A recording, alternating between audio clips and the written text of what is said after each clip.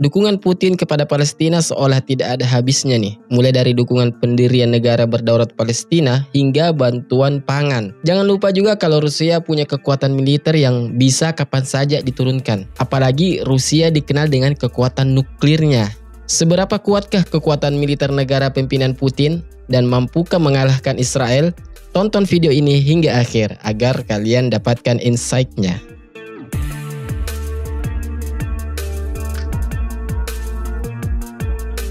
Apa yang terjadi di Palestina dan Israel mengundang simpati Putin, terutama Gaza yang dibombardir selama 3 minggu ini oleh Israel.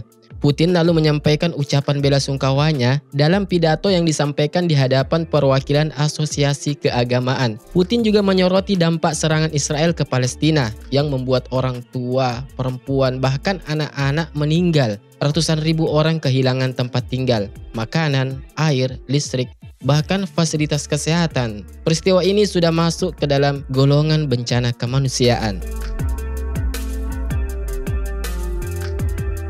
Pernyataan tersebut diartikan sebagai sindiran bagi Israel yang dengan kejam melakukan itu semua. Tak hanya ucapan bela sungkawa ya, Putin juga mengirimkan bantuan langsung ke Palestina nih, berupa bahan makanan sebanyak 27 ton yang terdiri dari tepung, gula, beras, dan pasta. Putin memang selama ini dikenal sebagai pemimpin yang membela mati-matian rakyat Palestina. Terbukti dari semua ucapannya ya. Kata-katanya bukan hanya janji palsu, tapi benar-benar direalisasikan dengan aksi nyata. Bicara soal Putin, tak akan lengkap jika kita tidak menyinggung kekuatan militer negara yang dipimpinnya. Latar belakangnya sebagai bagian dari militer Rusia berhasil membuat negaranya melejit menjadi top 3 negara dengan kekuatan militer paling disegani. Pantas saja, banyak negara adidaya yang takut berurusan dengan Rusia nih. Rusia menempati urutan kedua dari 145 negara yang dipertimbangkan untuk tinjauan GFP tahunan.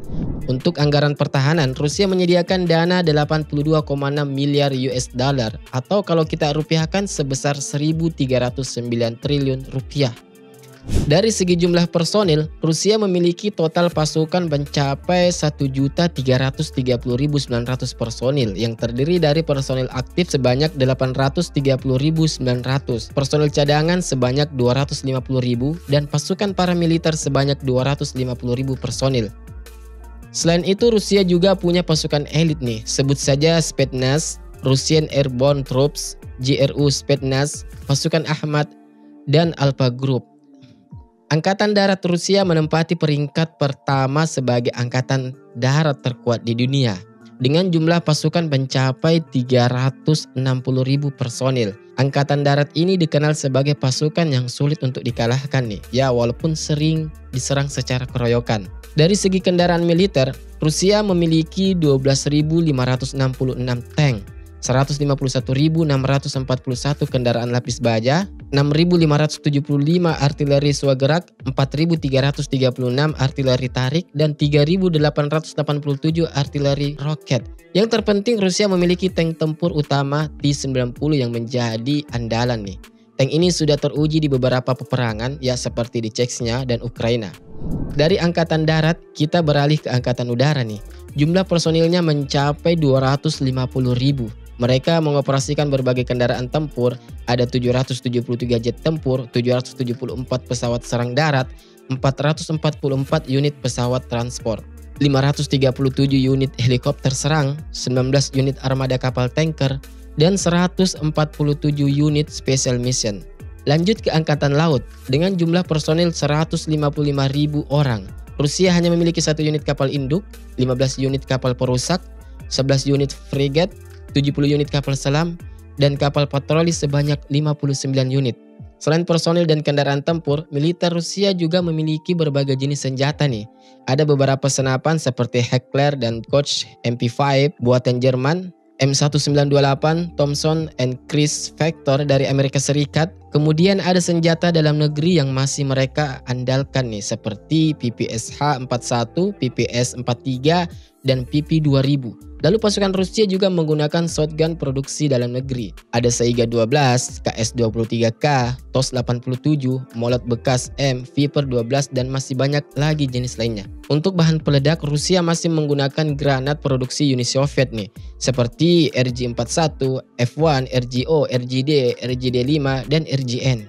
Tak lengkap rasanya menyebut Rusia nih kalau tanpa senjata nuklirnya. Bahkan Rusia memiliki senjata nuklir paling mematikan di dunia nih, bernama Tsar Bomba, yang hulu ledaknya diklaim 3.800 kali lipat lebih besar dari bom yang meluluh lantahkan kota Hiroshima. Kalian tahu pasti kan? Ya, pada tanggal 6 Agustus 1945 lalu. Tsar Bomba bahkan bisa menghancurkan kota London dan menewaskan 6 juta orang dalam waktu sekejap nih. Wow. Rusia juga memiliki bom termobarik yang dianggap sebagai senjata paling kuat yang dimiliki Rusia karena dapat menghancurkan hingga ke organ dalam manusia. Makanya tak heran kalau bom ini dijuluki sebagai bapak segala bom. Ya. Termobarik ditembakkan dari sistem peluncur roket ganda TOS-1 Buratino. Kemudian ada rudal jelajah kaliber dengan jarak jangkau mencapai 1.500 mil. Rudal ini merupakan saingan dari Tomahawk, misil milik Amerika Serikat ya. Kaliber ini dapat diluncurkan melalui kapal selam ataupun peluncur jet yang saat ini tengah dikembangkan. Lalu ada DS-400 Triumph Missile Defense System yang menurut Brand M. Eastwood PhD, mantan perwira menteri infanteri Angkatan Darat Amerika Serikat, adalah senjata Rusia yang menakutkan bagi Amerika Serikat. Selain dapat digunakan untuk menghancurkan pesawat awak musuh, DS-400 ini juga bisa menghancurkan beberapa drone dan bisa melawan rudal jelajah nih, maupun rudal balistik.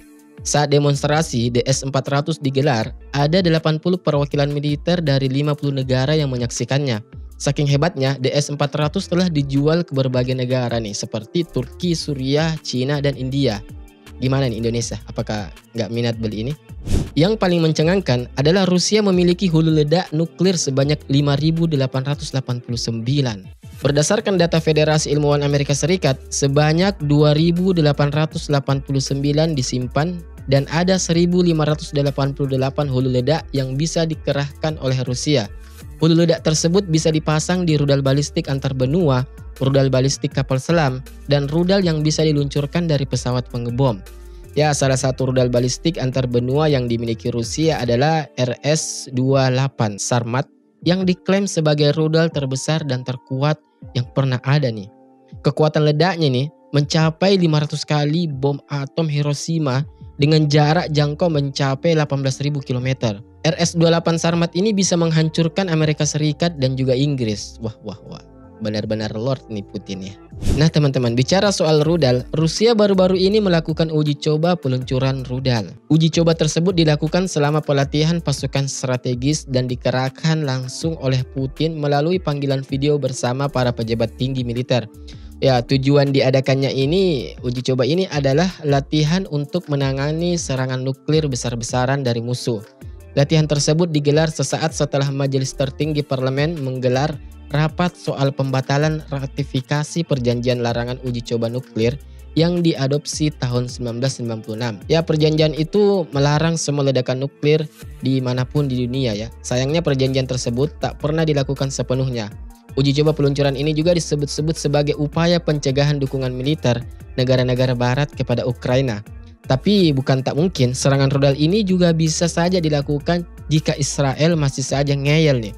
Apalagi melihat riwayat kejahatan perang Israel selama ini, Israel meledakkan bom fosfor putih atau white phosphorus ke daerah Gaza. Ya, padahal bom tersebut sudah jelas-jelas dilarang oleh PBB dan tercantum dalam resolusi PBB tahun 1972. Ya, karena dampaknya yang sangat mengerikan. Jika terkena kulit manusia, akan menimbulkan luka bakar tingkat 2 hingga 3 nih. Dan dapat mengancam nyawa jika bersentuhan dengan mata, terhirup, dan tertelan. Ya, melihat berkembangnya persenjataan tempur Rusia apalagi di bidang nuklir nih, Amerika Serikat mengaku tak akan bisa bertahan dari serangan pasukan negeri Beruang Merah itu ya.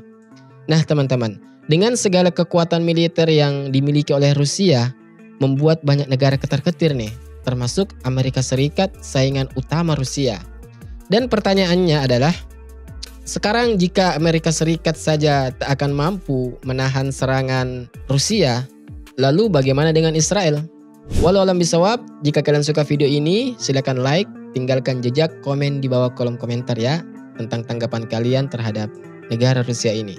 Dan jangan lupa klik tombol lonceng di bawah agar setiap video terbaru dari kami kalian mendapatkan notifikasinya. Saya Abu Azam, mohon undur diri. Assalamualaikum warahmatullahi wabarakatuh. Bye.